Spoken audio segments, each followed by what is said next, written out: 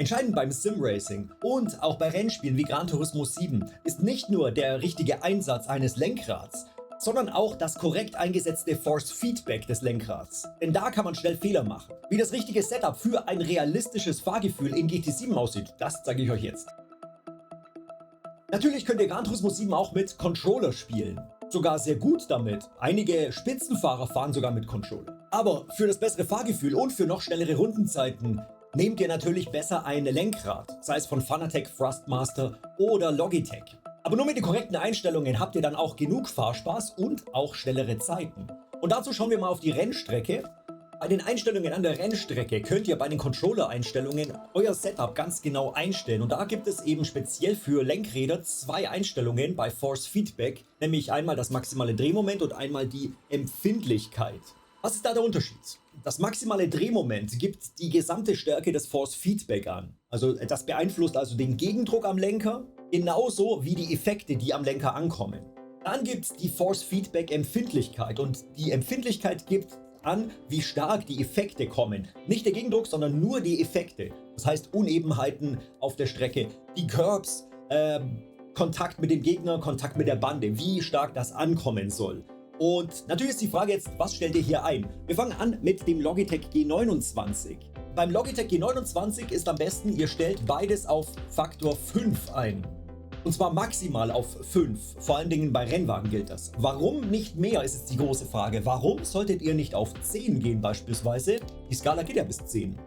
Aber mit höheren Einstellungen spürt ihr zwar mehr Gegendruck am Lenker, aber es kann eben sein, dass zusätzliche Effekte nicht mehr ankommen am Lenkrad, weil das Lenkrad quasi überfordert ist, beziehungsweise weil der Gegendruck die anderen Effekte überlagert.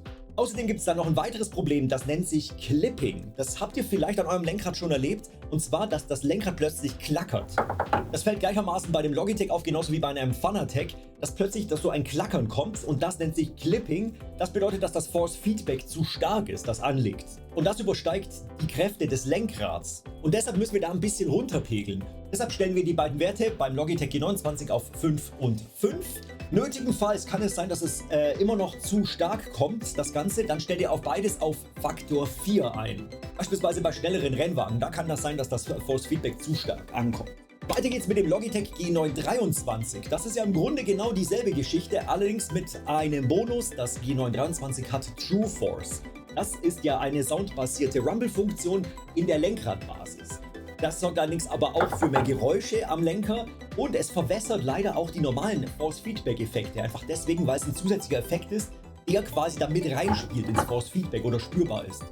Und unterm Strich kann es sein, dass ihr weniger spürt am Wagen, weil der Lenker immer wieder vibriert zusätzlich. Und da spürt ihr das Force-Feedback nicht raus.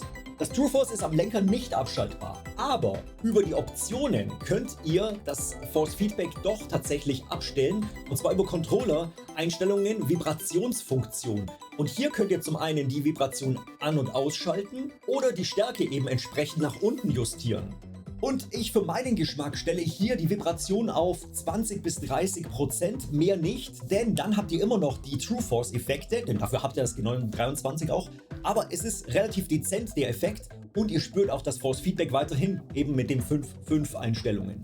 Weiter geht es zu Thrustmaster und da fangen wir an beim T248, dem neuesten Lenkrad. Das T248 hat überraschend mehr Druck als ein G29 oder G923. Da war ich ganz überrascht, weil ich das jetzt mal parallel getestet habe.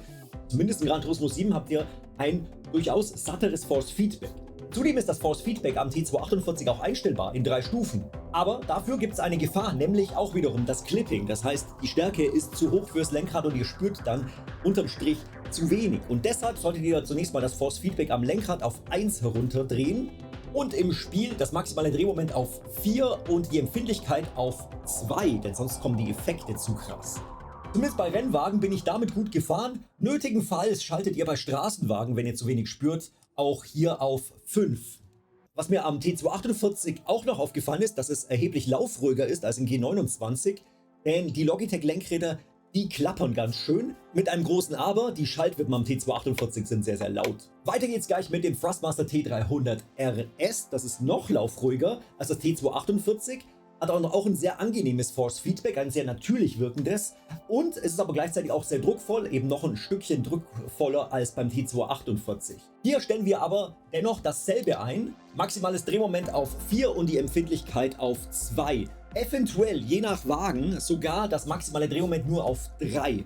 Wie gesagt, zum einen verhindert ihr das Clipping und zum anderen übersteigt das nicht die Kräfte und ihr spürt immer noch genug. Dieselben Werte würde ich übrigens auch beim Thrustmaster T150 anwenden, also eventuell auf 3 bzw. auf 4 beim T150. Beim Thrustmaster TGT und TGT2 ist es ein wenig anders. Das hat noch mehr Drehmoment, das hat noch mehr Force Feedback Stärke, entsprechend müssen wir hier noch weiter runterpegeln und da würde ich das maximale Drehmoment auf 3 stellen und die Empfindlichkeit auf 1.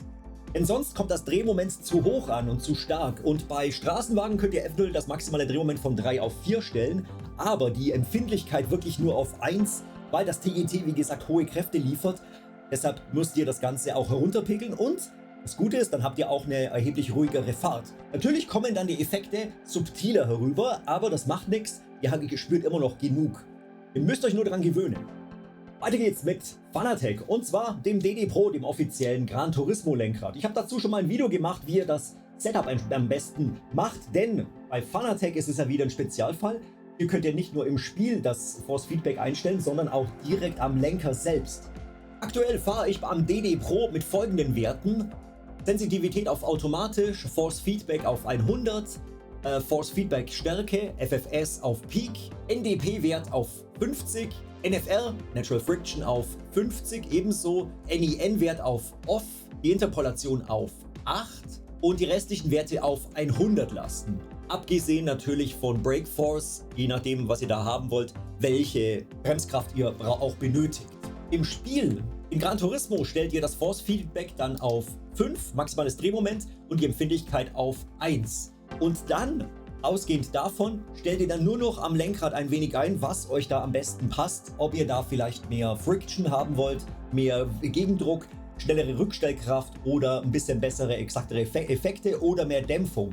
Denn die Gefahr bei einem Fanatec gibt es nämlich auch, dass Clipping auftritt, und hier fällt es noch viel mehr auf, weil das DD Pro genauso wie das Podium ja ein Direct Drive Wheel ist und die sind ja sehr, sehr laufruhig. Dieselben Spielwerte macht ihr auch bei einem Fanatec Podium F1 Lenkrad. Das hat zwar viel mehr Drehmoment, trotzdem werdet ihr im Spiel dasselbe einstellen. Maximales Drehmoment auf 5 und Empfindlichkeit auf 1. Ihr pegelt allerdings das Lenkrad selbst herunter, denn sonst kommt zu viel Kraft an. Also, hier haben wir auch wiederum Sensitivität auf automatisch. Wir haben das Force Feedback hier nicht auf 100, sondern auf 35%. Wie gesagt, das lieber weiter runterstellen. Das könnt ihr dann aber auch noch nach eurem Geschmack entsprechend anpassen. FFS-Wert auf Peak, NDP auf die Dämpfung auf 35, die Natural Friction NFR auf 3, NIN-Wert auf Off und Interpolation auf 1 und den Rest auf 100, beziehungsweise auch wieder Pedaldruck etc.